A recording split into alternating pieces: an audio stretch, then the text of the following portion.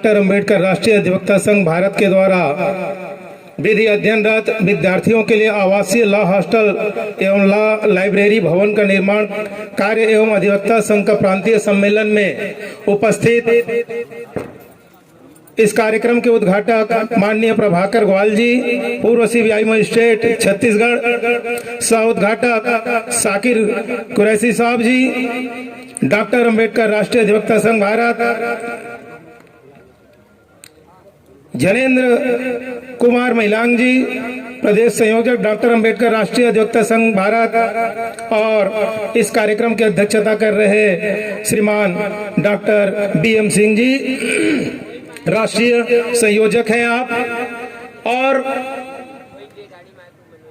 विश्व के सबसे बड़े लोकतांत्रिक देश के मेरे भारत देश के बुद्धिजीवी नागरिक, आप सभी के चरणों में सादर सेवा जोहार करते हुए आप सभी को जय भीम, जय संविधान। साथियों, आज का यह जो ऐतिहासिक क्षण है और ये ऐतिहासिक कार्यक्रम है, मैं सबसे पहले इस कार्यक्रम के उद्घाटक पूर्व सीबीआई मजिस्ट्रेट ग्वाल साहब जी का धन्यवाद ज्ञापन करता हूं कि आपने मुझे इस कार्यक्रम में बतौर विशिष्ट अतिथि का आमंत्रण दिया और मुझे बहुत खुशी हो रही है। मुझसे पूर्व वक्ता हमारे अधिवक्ता शत्रुघ्न साहू साहब जी ने कहा कि नालंदा विश्वविद्यालय, तक्षशिला विश्वविद्यालय के जैसे ही आज का ये जो विधि अध्ययनरत विद्यार्थियों के लिए जो उद्घाटन का कार्यक्रम किया जा रहा है, आने वाले समय में इतिहास भी लिखा जाएगा। और मुझसे पूर्व सभी वक्ता कह रहे थे कि संविधान को बचाना है, संविधान खतरे में है। संविधान किसके खतरे में है? हमने क्या दोस्त और दुश्मन की पहचान इन 75 सालों में कर पाया? मैंने अपने संबोधन में ही कह दिया कि विश्व के सबसे बड़े लोकतांत्रिक देश के मेरे बुद्धिजीवी नागरिक, यह विश्व का सबसे बड़ा लोकतांत्रिक देश है भारत देश। और विश्व का सबसे बड़ा लोकतांत्रिक देश सिर्फ इसलिए है कि विश्व का सर्वश्रेष्ठ संविधान भारत देश में है। और यह बात राजा सिंह मरकाम नहीं कह रहा, ये बात अनेकों देश के राष्ट्रीय अध्यक्ष जब यहाँ पर आते हैं तब वो इस देश की गुणगान करके जाते हैं। और बात है कि हमने 26 जनवरी को 75 साल मनाया गणतंत्र दिवस,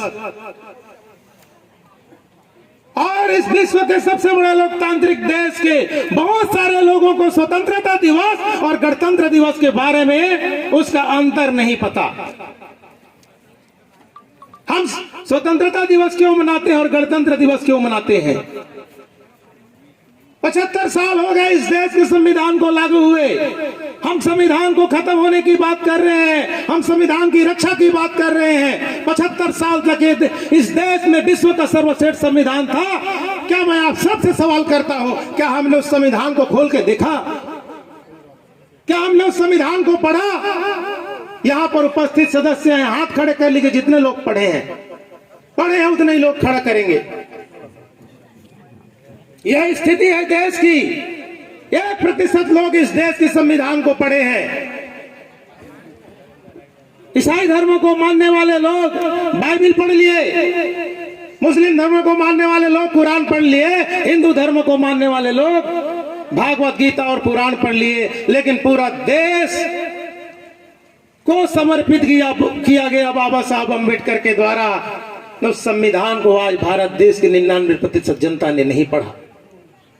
आज उनकी आत्मा क्या कहती होगी? हमने अम्बेडकर को पढ़ लिया, उनके विचारों को पढ़ लिया, हमने उनका माल्यार्पण कर लिया, उनकी जय जयकारा कर लिया।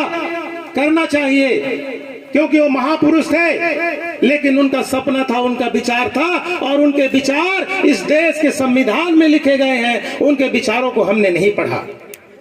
आज मैं इस मंच से कहने आया हूं, संविधान प्रचारणी सभा के माध्यम से।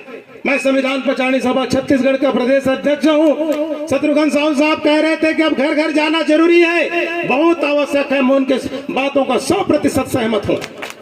जब तक हम मंच के साथ गांव तक नहीं उतरेंगे, सड़कों तक नहीं उतरेंगे, घर घर तक नहीं जाएंगे, तब तक हम अपनी लड़ाई नहीं लड़ सकते। बाबा साहब अम्बेडकर ने कहा था, शिक्षित बनो, संगठित हो, संघर्ष करो। शिक्षित किस चीज के लिए बनना है? अपने अधिकारों के लिए बनना है। क्या हमने अपने अधिकारों की शिक्षा ली? हमारे अधिकार तो इस देश के संविधान में लिखे गए हैं। संगठित होना है अपने अधिकारों के लिए। हम संगठित हुए किसी पार्टी के लिए, किसी समुदाय के लिए, छोटे छोटे संगठनों के लिए। हमने कभी अपने अधिकारों के लिए संगठित हुए? और हमको संघर्ष करना है अपने अधिकारों के लिए। तो मेरे साथियों, समय की अभाव है, मैं इतना ही कहना चाहता हूं कि अब यहां से आप सब जाएं तो सबसे पहले बाबा साहब अम्बेडकर के द्वारा लिखे गए संविधान को पढ़ें, जाने और उसको पालन कराएं। क्योंकि हमारा एक स्लोगन है संविधान प्रचारणी सभा का कि सभी समस्या का यही निदान, भारतीय संविधान का ज्ञान। जब तक हमको ज्ञान नहीं होगा तब तक हम अपनी लड़ाई नहीं लड़ सकते। साथियों, लोकतंत्र में जानकारी हथियार होता है, और जानकारी ही नहीं है आपको अपने अधिकारों की, तो आप लड़ाई किससे लड़ेंगे और कैसे लड़ेंगे? अपने अधिकारों को कैसे पाएंगे?